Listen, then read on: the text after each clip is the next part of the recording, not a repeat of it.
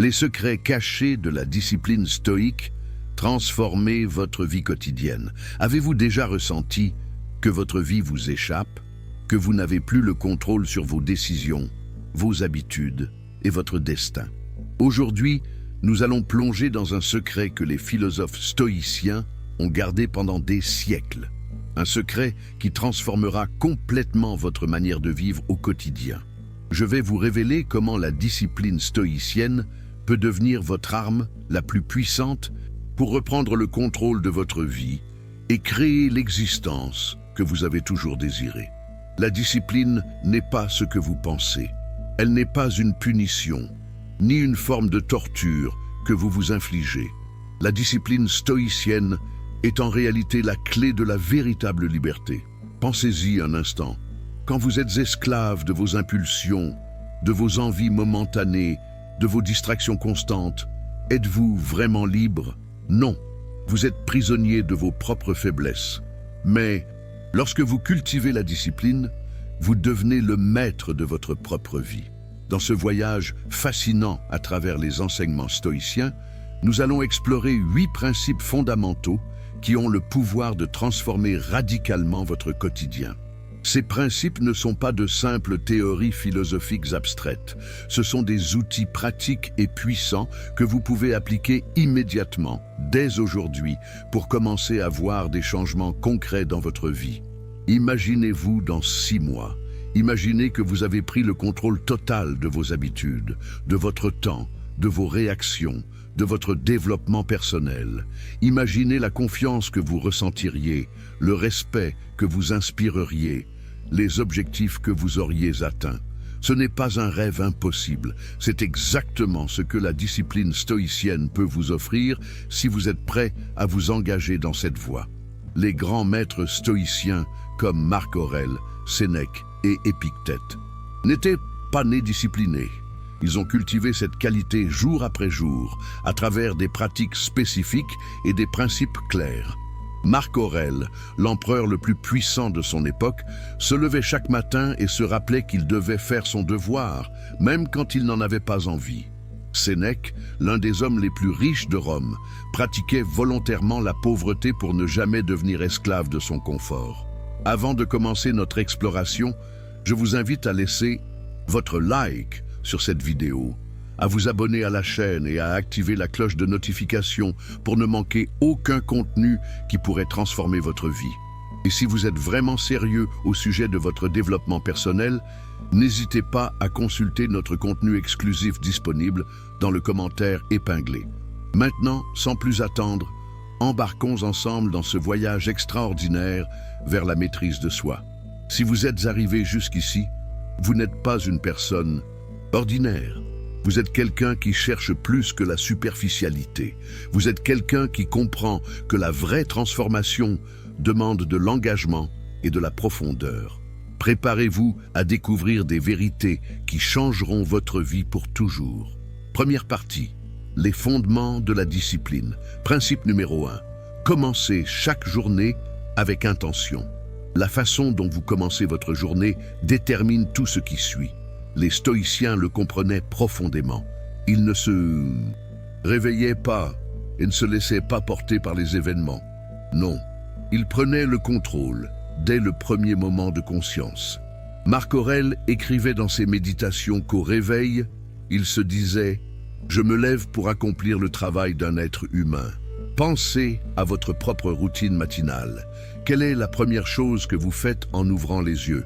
Si vous êtes comme la majorité des gens aujourd'hui, vous prenez immédiatement votre téléphone. Vous vérifiez vos messages, vos notifications, vos réseaux sociaux. En quelques minutes, avant même de sortir du lit, vous avez déjà laissé le monde extérieur envahir votre esprit. Vous avez laissé les priorités des autres devenir vos priorités. Vous avez abandonné le contrôle. Les stoïciens faisaient exactement le contraire. Ils commençaient leur journée par un moment de réflexion intentionnelle. Sénèque recommandait de passer les premières minutes de la journée à se préparer mentalement pour ce qui allait venir. Il suggérait de visualiser les défis potentiels de la journée et de décider à l'avance comment vous réagiriez avec sagesse et vertu. Voici ce que je vous propose comme pratique concrète. Dès demain matin, avant de toucher votre téléphone, avant de vous lever, prenez 5 minutes pour vous poser ces questions. Quelle est mon intention pour aujourd'hui? Quelle personne est-ce que je veux être aujourd'hui? Quelle vertu vais-je pratiquer? Quels défis pourrais-je rencontrer et comment vais-je y répondre? Avec sagesse, cette simple pratique change tout. Au lieu de réagir aux événements de manière automatique et inconsciente, vous créez un espace entre le stimulus et la réponse. Dans cet espace réside votre pouvoir. Vous ne subissez plus votre journée, vous la dirigez. Vous n'êtes plus une feuille emportée par le vent, vous êtes un capitaine tenant fermement la barre de son navire. Épictète enseignait à ses étudiants que nous devons nous préparer pour la journée comme un athlète se prépare pour une compétition. L'athlète ne se présente pas à la compétition sans préparation, sans échauffement, sans stratégie. Pourquoi le feriez-vous pour votre vie? Chaque jour est une compétition contre vos propres faiblesses, vos propres tentations, vos propres peurs. Êtes-vous prêt? Une autre pratique puissante est ce que j'appelle la déclaration d'intention. Après votre moment de réflexion, énoncez à voix haute ou écrivez dans un journal vos intentions spécifiques pour la journée. Par exemple, aujourd'hui, je vais rester calme face aux provocations. Aujourd'hui, je vais travailler sur mon projet important pendant 2 heures sans distraction. Aujourd'hui, je vais pratiquer la gratitude envers mes proches. En articulant clairement vos intentions, vous les ancrez dans votre conscience. Votre esprit a maintenant une direction claire. Au lieu de naviguer au hasard, espérant arriver quelque part de bien, vous avez tracé votre route. Et même si les vents changent, même si des obstacles apparaissent, vous savez où vous voulez aller. Les recherches modernes en psychologie confirment ce que les stoïciens savaient déjà il y a 2000 ans. Les routines matinales intentionnelles sont fortement corrélées au succès, au bien-être et à la satisfaction dans la vie. Les personnes qui commencent leur journée avec intention sont plus productives, moins stressées et plus épanouies que celles qui se laissent simplement porter par les événements. Mais attention, il ne s'agit pas seulement d'avoir un rituel matinal complexe avec 27 étapes différentes. Il s'agit d'avoir un moment, même bref, de connexion intentionnelle avec vos valeurs et vos objectifs. 5 minutes de réflexion consciente valent mieux qu'1 heure de routine machinale. Principe numéro 2. Dominez la petite voix dans votre tête. Nous avons tous cette voix intérieure qui commente constamment ce qui se passe, qui juge, qui craint, qui désire, qui se plaint. Les stoïciens appelaient cela le dialogue intérieur. Et ils comprenaient que contrôler ce dialogue était absolument essentiel pour vivre une vie de vertu et de tranquillité. Marc Aurèle se rappelait constamment: tu as le pouvoir sur ton esprit, pas sur les événements extérieurs. Réalise cela et tu trouveras la force. Cette réalisation est extraordinairement puissante. Vous ne pouvez pas toujours contrôler ce qui vous arrive, mais vous pouvez toujours contrôler ce que vous vous dites à propos de ce qui vous arrive. Pensez à la dernière fois où quelque chose de négatif s'est produit dans votre vie. Quelle était cette voix dans votre tête? Disait-elle des choses comme « c'est terrible, je ne peux pas le supporter. Pourquoi moi? Ce n'est pas juste, je suis une victime. » Si c'est le cas, cette voix amplifiait votre souffrance et vous rendait impuissant. Ce n'était pas l'événement lui-même qui vous faisait souffrir, mais ce que vous vous disiez à propos de l'événement. Les stoïciens pratiquaient activement la reformulation de leur dialogue intérieur. Face à une difficulté, au lieu de se dire « c'est terrible », ils se disaient « c'est une opportunité de pratiquer la vertu, c'est une chance de devenir plus fort, c'est exactement le défi dont j'avais besoin pour progresser ». Voyez-vous la différence?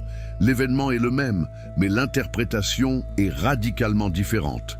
Et par conséquent, l'expérience émotionnelle est radicalement différente.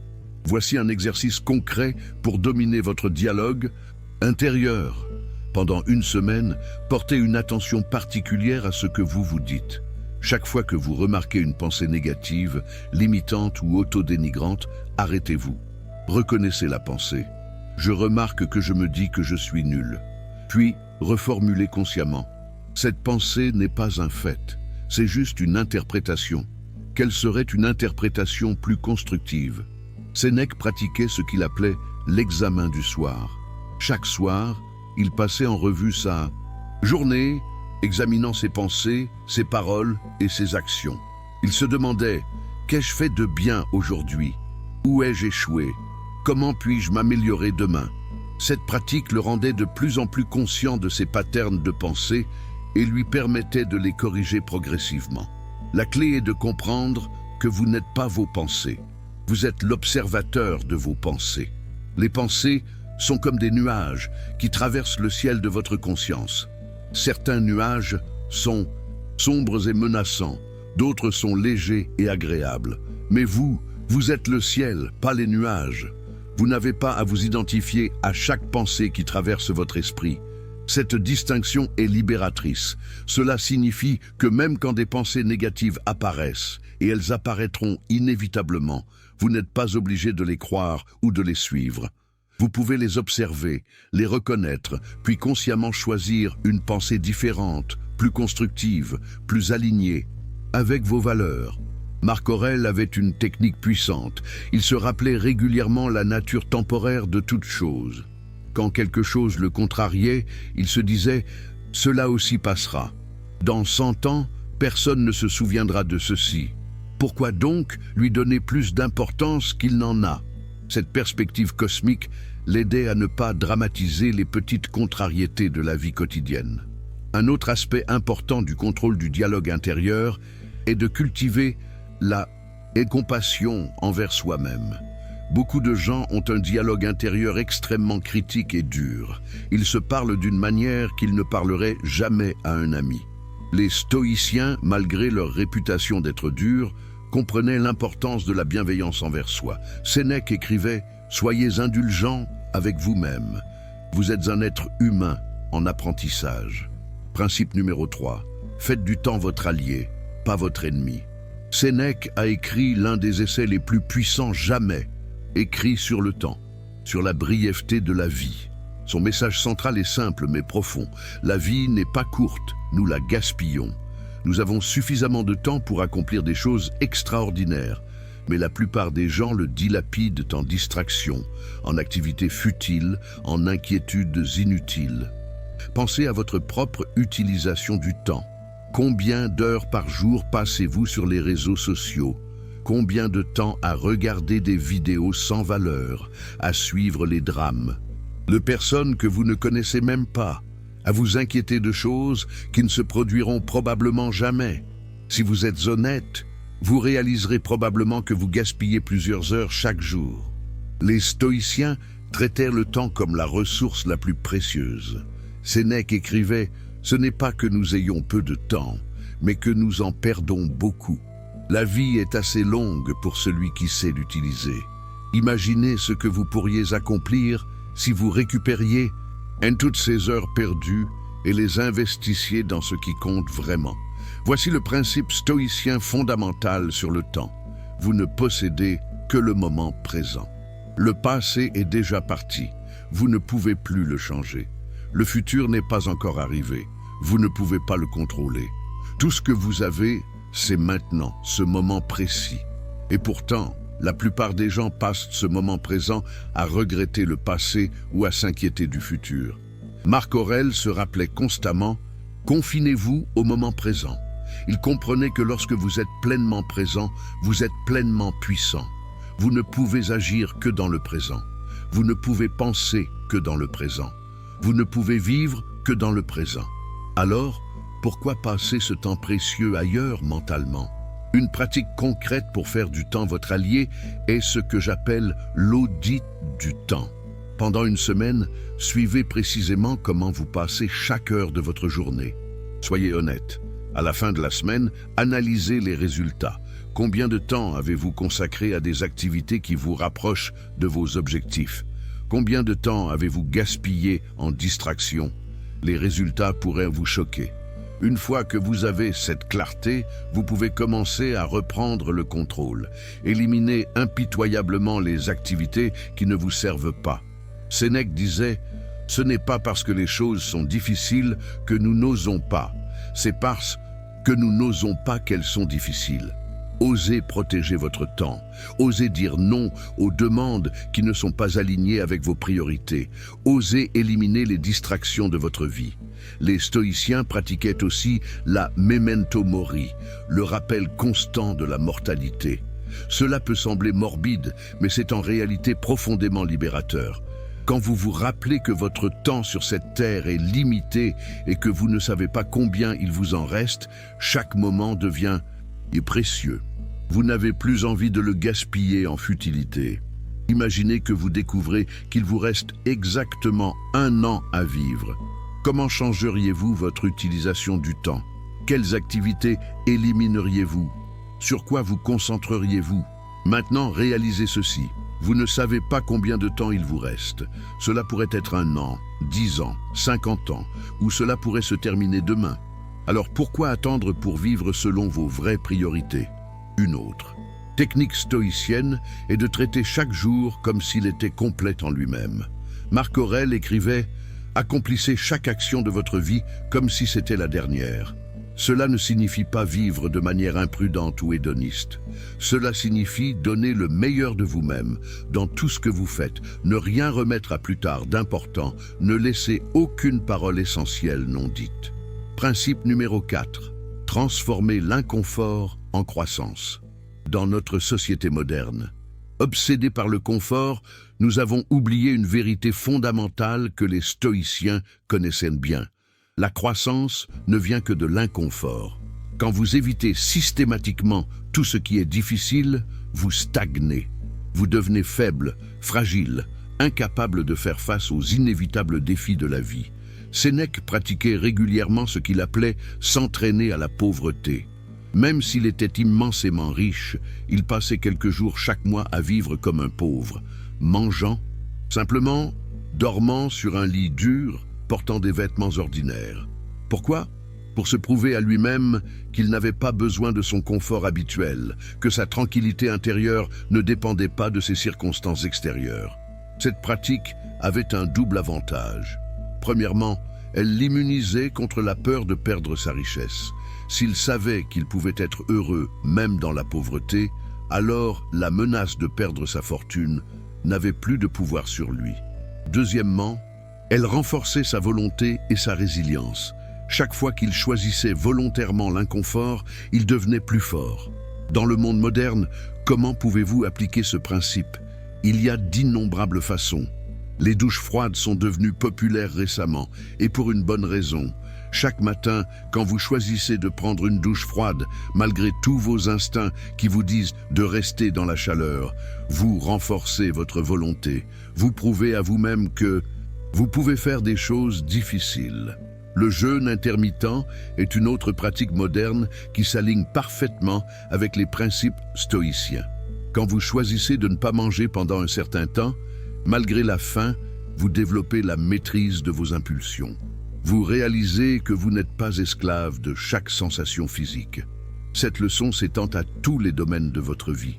L'exercice physique intense est également une forme d'inconfort volontaire. Quand vous faites cette dernière série de pompes, quand vos muscles brûlent et que votre esprit vous crie d'arrêter et que vous continuez quand même, vous ne construisez pas seulement des muscles physiques, vous construisez un caractère, une discipline mentale qui se transfère à tout ce que vous faites. Épictète, qui fut esclave avant de devenir philosophe, comprenait profondément la valeur de la difficulté. Il disait « Les difficultés montrent ce que sont les hommes.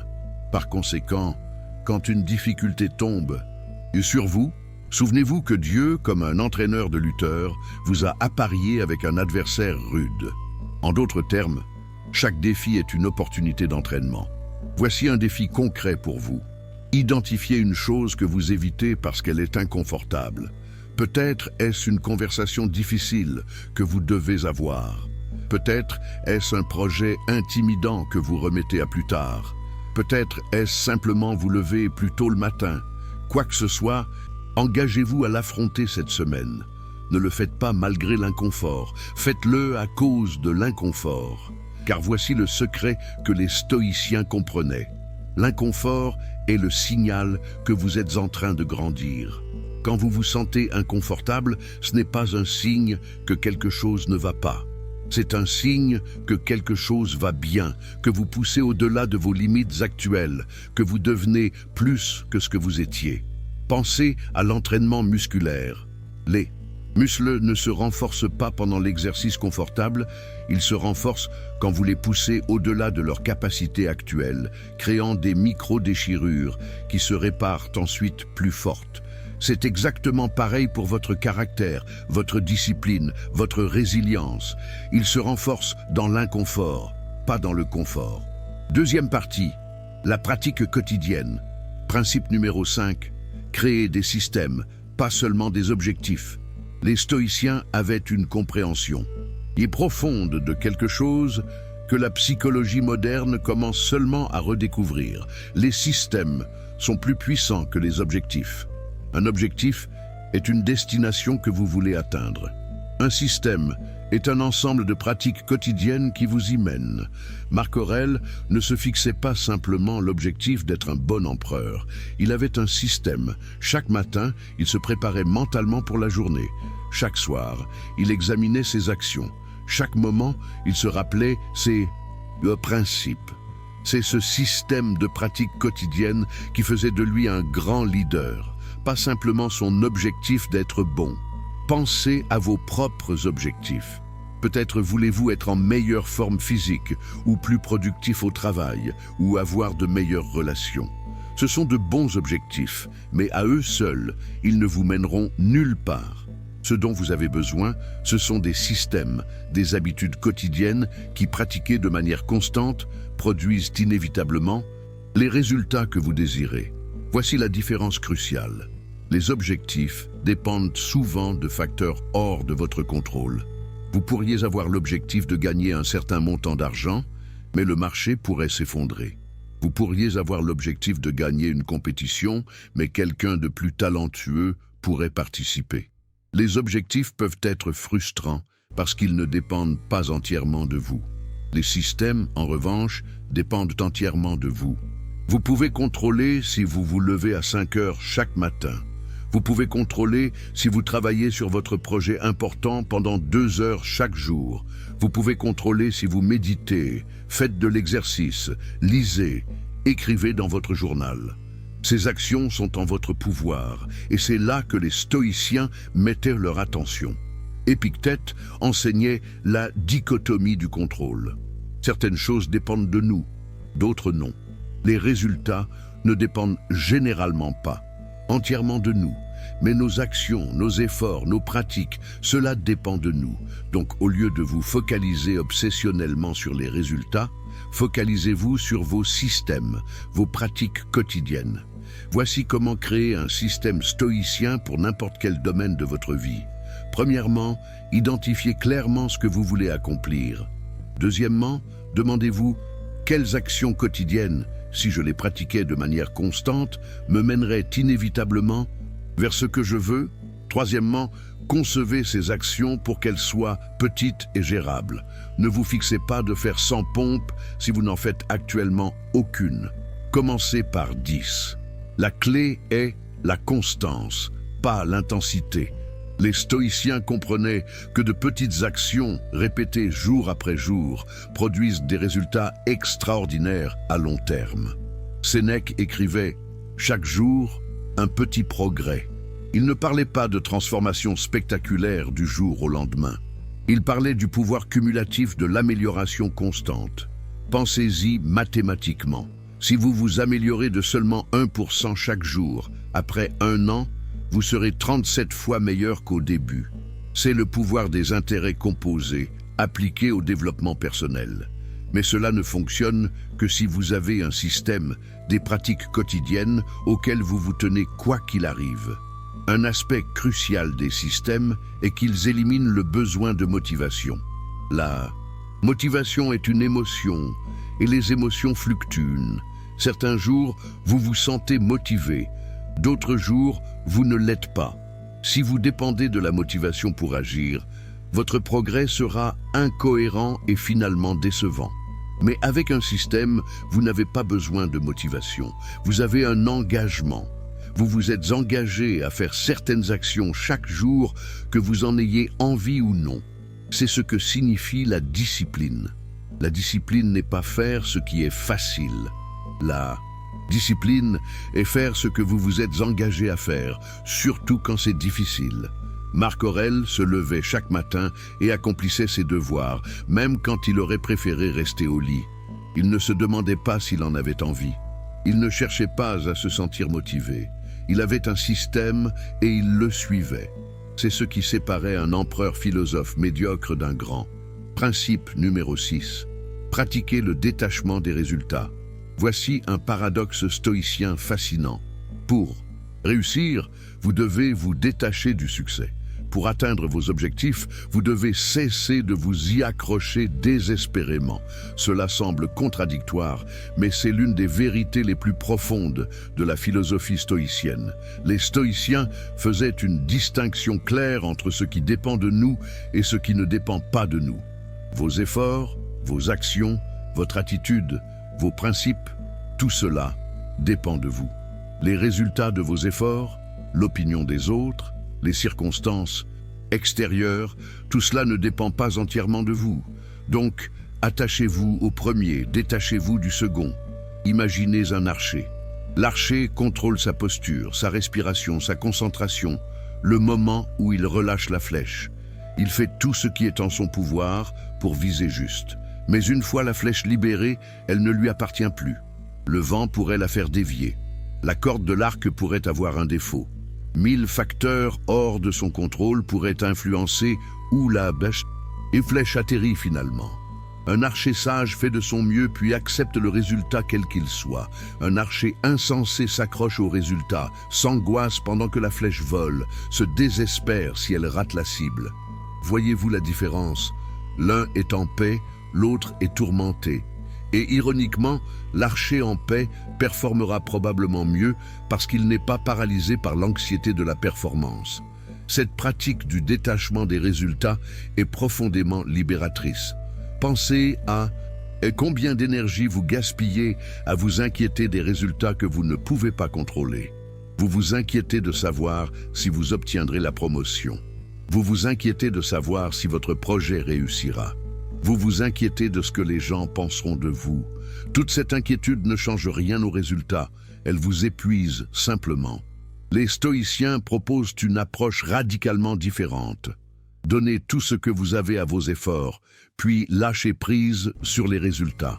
Sénèque écrivait « Ce n'est pas parce que les choses sont difficiles que nous n'osons pas, c'est parce que nous n'osons pas qu'elles sont difficiles.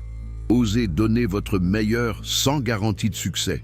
Osez essayer sans savoir si vous réussirez. C'est la véritable liberté. Voici comment pratiquer concrètement le détachement des résultats.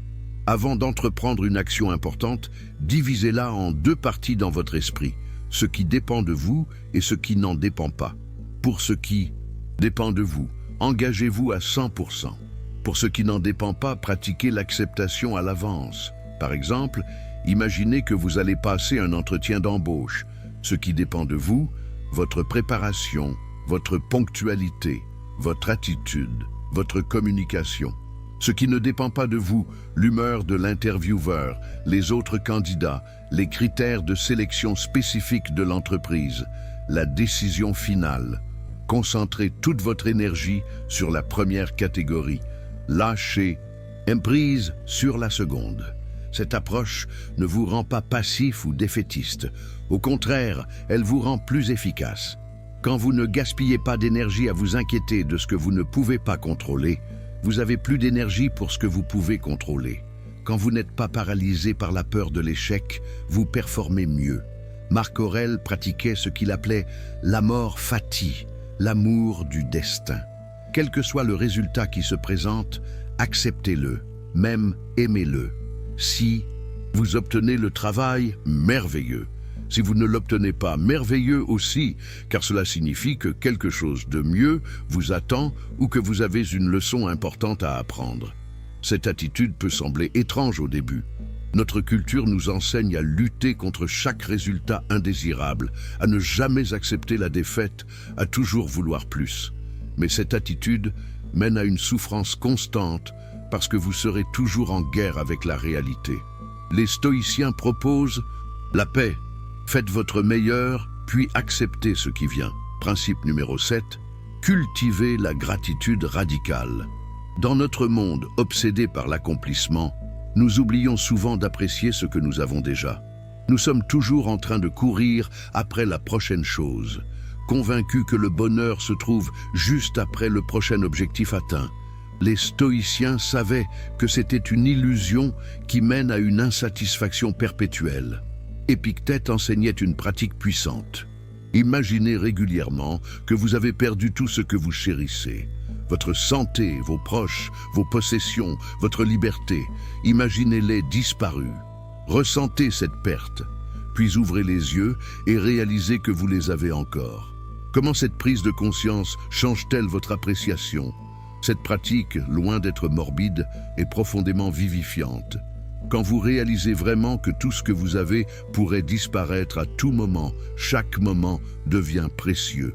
Le sourire de votre enfant, le goût de votre café du matin, la capacité de marcher, la présence de vos amis, ces choses que vous tenez pour acquises deviennent extraordinaires. Sénèque pratiquait également la premeditatio malorum, la visualisation des pertes potentielles. Mais son objectif n'était pas de cultiver la peur, c'était de cultiver la gratitude et de se préparer émotionnellement. Si vous vous préparez à perdre quelque chose, vous l'appréciez plus pendant que vous l'avez.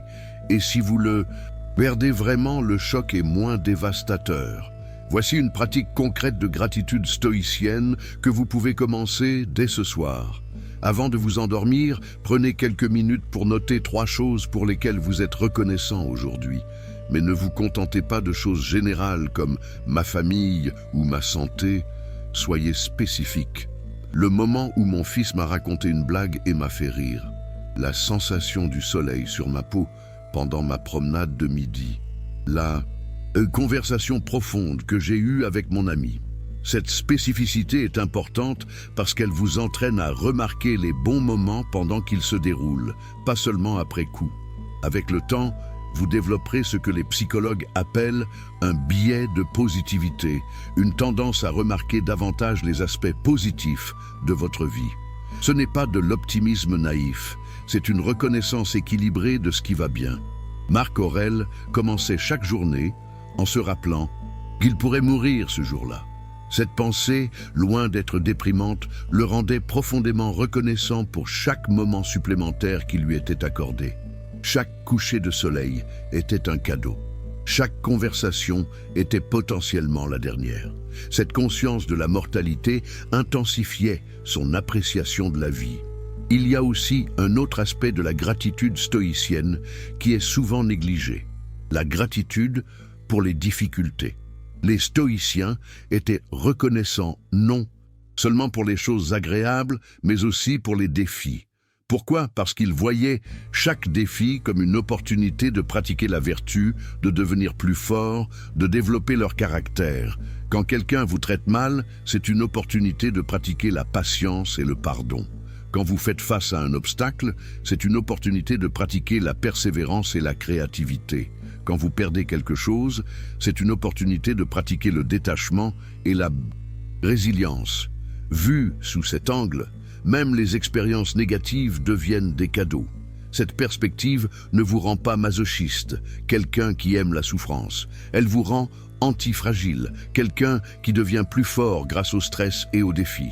Les stoïciens comprenaient que nous ne grandissons pas dans le confort, mais dans la difficulté. Donc, ils accueillaient la difficulté comme un professeur sévère, mais nécessaire. Principe numéro 8. Terminez chaque journée en révisant vos actions. Les stoïciens ne se contentaient pas de commencer leur journée avec intention. Ils la terminaient aussi avec réflexion. Sénèque pratiquait un examen du soir rigoureux, posant ces 3 questions. Qu'ai-je fait de bien aujourd'hui? Qu'ai-je fait de mal? Qu'ai-je omis de faire que j'aurais dû faire? Cette pratique de l'examen du soir est incroyablement puissante pour plusieurs raisons. Premièrement, elle vous rend conscient de vos patterns de comportement. Beaucoup de nos actions sont automatiques et inconscientes. En les examinant délibérément, vous devenez plus conscient et donc plus capable de changement. Deuxièmement, Elle vous permet d'apprendre de vos erreurs rapidement.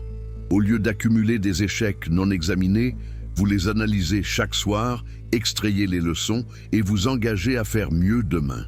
Cette boucle de rétroaction rapide accélère énormément votre développement personnel. Troisièmement, elle vous permet de célébrer vos victoires, même petites. Dans notre culture, nous avons tendance à balayer rapidement nos réussites et à nous attarder sur nos échecs. L'examen du soir équilibre cela en vous forçant à reconnaître ce que vous avez bien fait. Cette reconnaissance renforce les comportements positifs. Voici comment pratiquer concrètement l'examen du soir stoïcien. Réservez 10 à 15 minutes chaque soir, idéalement juste avant de vous coucher. Trouvez un endroit calme où vous ne serez pas dérangé. Prenez un journal et répondez à ces questions par écrit. Qu'ai-je fait aujourd'hui dont je suis fier? Peut-être avez-vous tenu votre engagement de méditer même si vous ne le sentiez pas. Peut-être avez-vous eu une conversation difficile que vous remettiez à plus tard. Peut-être avez-vous simplement été gentil avec quelqu'un qui en avait besoin. Reconnaissez-le et félicitez-vous. Où ai-je échoué aujourd'hui? Peut-être avez-vous perdu votre calme avec vos enfants. Peut-être avez-vous procrastiné sur un projet important. Peut-être avez-vous mangé plus que vous ne le vouliez. Reconnaissez-le sans jugement excessif. Vous êtes humain. L'erreur fait partie de l'apprentissage. Qu'est-ce que je vais faire différemment demain? C'est la question la plus importante. Ne vous contentez pas d'identifier vos erreurs. Créez un plan pour les corriger. Si vous avez perdu votre calme, quelle stratégie allez-vous utiliser demain pour rester calme dans des situations similaires? Soyez spécifique. Marc Aurèle utilisait ses méditations comme une forme d'examen du soir. Il s'écrivait des rappels de ses principes, analysait ses réactions aux événements de la journée, se rappelait comment il aurait pu faire mieux. Ces méditations n'étaient pas destinées à la publication. C'était un outil personnel d'amélioration continue. Un aspect important de l'examen du soir est de le faire avec bienveillance envers vous-même. Le but n'est pas de vous flageller pour chaque erreur. Le but est de devenir progressivement meilleur. Sénèque écrivait « Traitez-vous comme vous traiteriez un patient que vous aimez et que vous voulez aider à guérir. Certains jours, vous réaliserez que vous avez fait beaucoup de progrès. D'autres jours, vous réaliserez que vous avez régressé. Les deux sont précieux. Les bons jours vous montrent ce qui est possible et renforcent votre confiance. Les mauvais jours vous montrent où vous devez encore travailler et vous gardent humble. Avec le temps, cette pratique de l'examen du soir transformera votre vie. Vous deviendrez de plus en plus conscient de vos patterns, de plus en plus capable de vous corriger rapidement, de plus en plus aligné avec vos valeurs. C'est le chemin de la sagesse stoïcienne, l'amélioration constante et consciente, jour après jour. Conclusion.